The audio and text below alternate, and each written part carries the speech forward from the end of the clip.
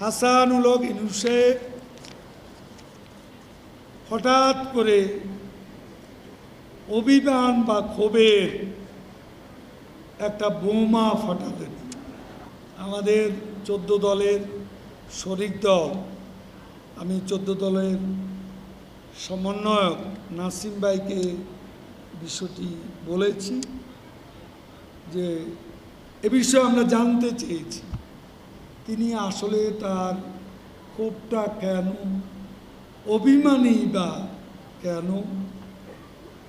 তিনি নিজেও জানেন আওয়ামী লীগ ছাড়া নির্বাচন করলে রেজাল্টটা কি হবে। আগেও তো করে টেস্ট করেছিলেন। যাক, আমি এ নিয়ে অযথা, আমরা একসঙ্গে থাকতে চাই।